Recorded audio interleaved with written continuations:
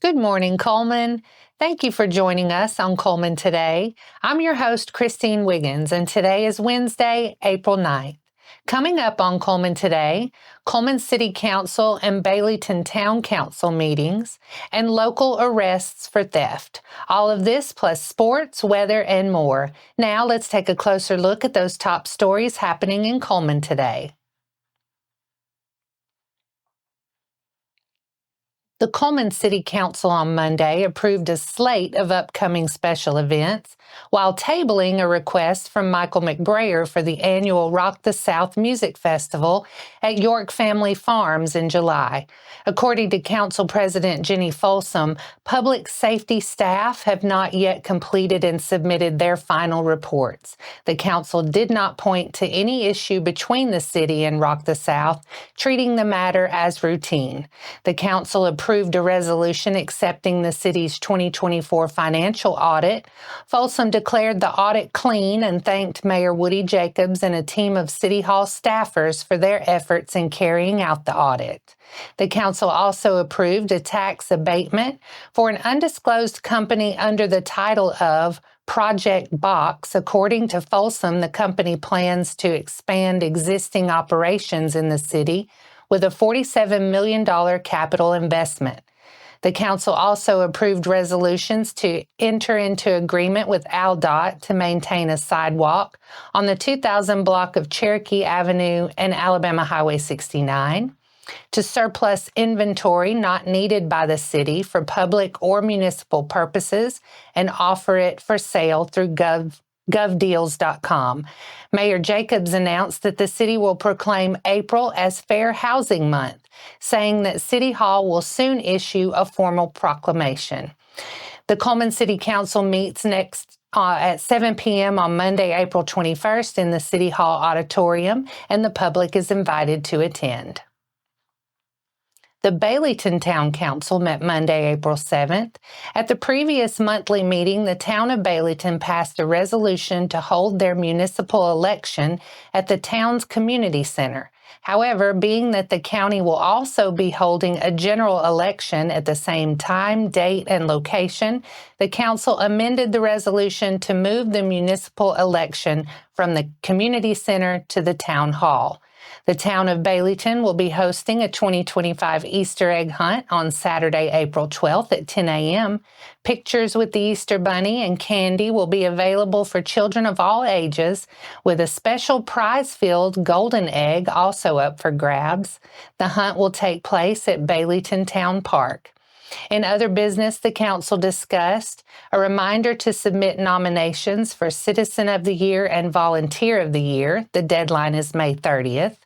Don Fallon spoke to the council about his dedication to serving the community and to garner support for his run for District 11, and obtaining quotes from various companies regarding enhanced security systems for the Senior Center and Town Hall. The next Town Hall Council date will be Monday, May 5th at 7 p.m. at Baileyton Town Hall. 2 Cullman residents were arrested recently after another resident reported the theft of a Yeti cooler on Wednesday, April 2nd, according to the Cullman Police Department.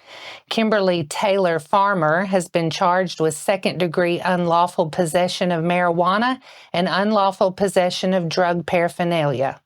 Kagan David Fuller was arrested on multiple outstanding warrants. CPD Public Relations Officer Adam Clark said once the theft report was received, investigator Nicholas Watson quickly discovered the cooler had been pawned on the same day as the theft. His investigative team was able to track down the male and female suspects by Friday, April 4th. Watkins is currently awaiting additional warrants related to the theft. Both suspects remain in custody at the Cullman County Detention Center. And those are the top stories in Cullman today. Coming up, Cullman drops a 17-10 shootout with Brewer. Sports is next.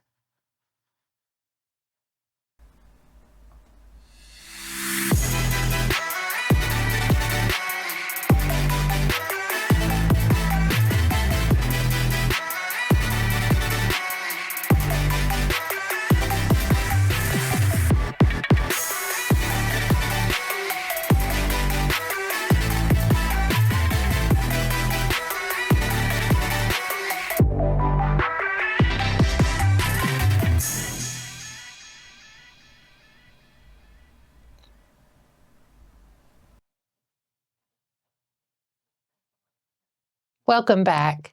In today's sports segment, let's take a look at some of Monday's local softball action. Cullman was back home on a wet and chilly Monday afternoon to host a varsity matchup against the Patriots of Brewer. The Bearcats fell behind early and rallied to cut into the lead as the game went on, but they couldn't keep pace with Brewer's bats and eventually fell to the Patriots 17-10.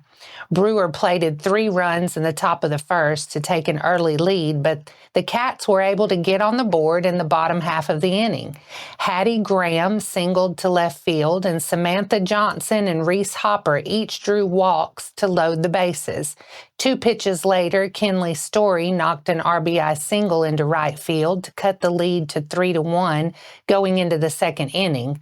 The Patriots tacked on 3 more runs in the top of the second to extend their lead to 6-1, and an error allowed 2 more Brewer runs to score in the top of the third, stretching the lead to 8-1. The momentum continued in the top of the fourth when the Patriots pushed 4 more runs across the plate to take a commanding 12-1 lead over the Bearcats. However, Cullman wouldn't go down without a fight. Allie Johnson led off the bottom of the fourth with a single to left field, and after Abby Maples laid down a bunt during the next at-bat, Brewer committed a pair of errors that allowed both runners to score and trim the lead to 12-3 going into the fifth. Cullman continued to chip away in the bottom of the fifth. Story and Johnson each drew walks to put a pair of runners on base, and Graham launched a 3-run home run over the left field fence to make it a 12-6 game with 2 more innings to play. Hopper led off the bottom of the sixth with a single, and Story followed with a double to put a pair of runners in scoring position. A sacrifice fly from Drake and Bates allowed Story to score, cutting the lead to 12-7. A few pitches later, Presley Burden lined an RBI double into center field to plate Hopper and make it a 12-8 game going into the seventh.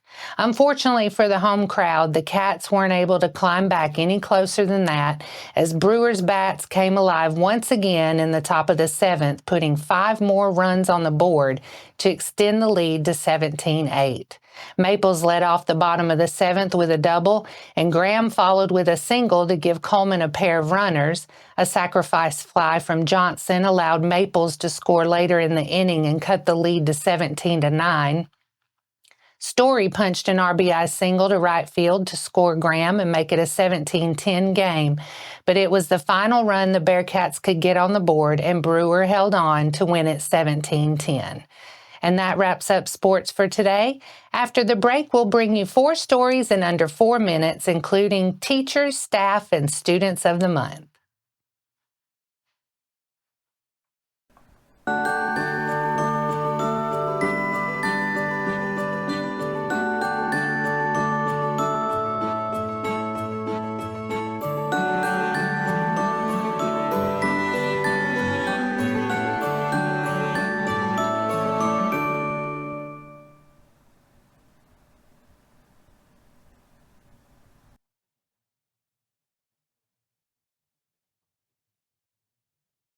Welcome back. Now it's time to speed things up with a news rundown. 4 stories in under 4 minutes. The Easter Bunny is coming to Hanceville Fire and Rescue. You'll have 2 chances to see him, too, April 12th and 19th from 9 a.m. to noon, rain or shine. There will be a photographer present, but guests are also welcome to take their own photos with a fire department twist and the Easter Bunny. The first 50 children to arrive will receive a free gift bag. Cullman County Schools and AmFirst recognize a teacher and staff member each month of the school year who are going above and beyond their professions. This month's teacher is Patrick McDonald, who teaches health at Good Hope High School. Good Hope's assistant principal, Adriana Scutcheon, said that he's not only the best health teacher in town, but he also handles the strength and conditioning of every athlete on campus.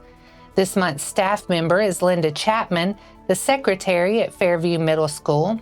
Trina Walker, Fairview Middle School's principal, describes Chapman as consistently going above and beyond for everyone at Fairview Middle School.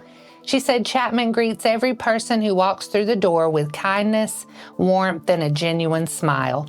Each teacher and staff member of the month receives a $100 gift card from AmFirst. The United Way of Cullman County recently announced that it will manage the Dolly Parton's Imagination Library of Cullman County. United Way Resource Development and Outreach Manager Taylor Johnson said this marks a significant milestone as United Way expands its support for early childhood literacy in both Cullman and Winston counties. According to Johnson, the program had been successfully managed by the Friends of the Public Libraries of Cullman County, who played a vital role in its development. But as they shifted their focus to enhancing library resources and infrastructure, United Way was honored to take the reins of the program. United Way has scheduled a launch party to celebrate the big moment. The event will take place Thursday, April 24th from 4:30 to 6 at the main branch of the Cullman County Public Library System. Chase Ware and Preston Hanners were recognized as April's Student Employees of the Month by the Cullman Area Technology Academy. Ware is a senior at Cold Springs High School and attends CATA's HVAC program. Hanners is a sophomore at Vinemont High School and attends the Precision Machine program. Cullman Savings Bank sponsors the award and helps celebrate the contributions of CATA students. And that's your 4 stories in under 4 minutes. Now for a quick break before we look at the weather ahead and pay our respects with obituaries. I'll be right back after this quick message. Cullman's in full bloom in the newest edition of Community Matters from the Cullman Tribune. Discover fresh dining spots, celebrate community connections, and meet local heroes making a real difference. From stunning sights to courtside lights, there's something for everyone to enjoy. Pick up your free copy around town or read it online today. Community Matters. Get to know your community.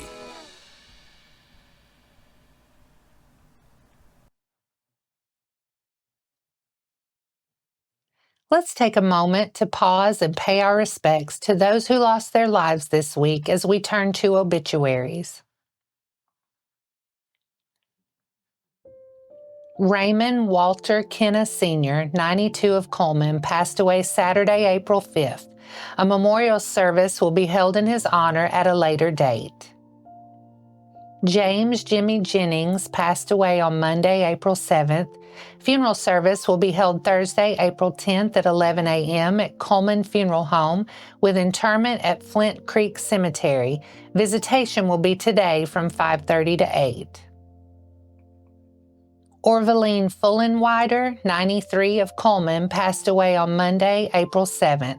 Funeral service will be at noon on Friday, April 11th at Cullman Heritage Funeral Home with burial at Livingston Chapel Cemetery. Visitation will be from 10 a.m. to noon on Friday, April 11th at Cullman Heritage Funeral Home. Earl Eugene Burns, 96 of Cullman, passed away on Monday, April 7th. Funeral service will be held at 1 p.m. on Thursday, April 10th at Cullman Heritage Funeral Home with burial at Cullman City Cemetery. Visitation will be from 11 a.m. to 1 p.m. on Thursday at Cullman Heritage Funeral Home. Wilma Sheena Mooney, 76 of Cullman, passed away on Saturday, April 5th. A celebration of life visitation will be held today from 6 to 9 p.m. at Moss Service Funeral Home. A celebration of life funeral service will be held Thursday, April 10th at 2 p.m. at Moss Service Funeral Home. She will be laid to rest in Mount Vernon Primitive Baptist Cemetery. Our thoughts and prayers go out to their friends and families. Now let's take a look at your weather forecast. You may see some patchy freezing fog and frost this morning. Otherwise, we'll see sunny skies with a high near 68 and a low around 47. Tomorrow will be partly sunny with a high near 73 and a low around 48. There is a chance of showers and thunderstorms in the afternoon and into the night. And that wraps up today's edition of Cullman Today. Thank you for sharing your morning with us. And remember to stay connected by following us on social media and visiting CullmanTribune.com for the latest from our community. We'll see you bright and early tomorrow morning at 6:30 a.m. I'm Christine Wiggins with Cullman Today. Have a wonderful day, Cullman.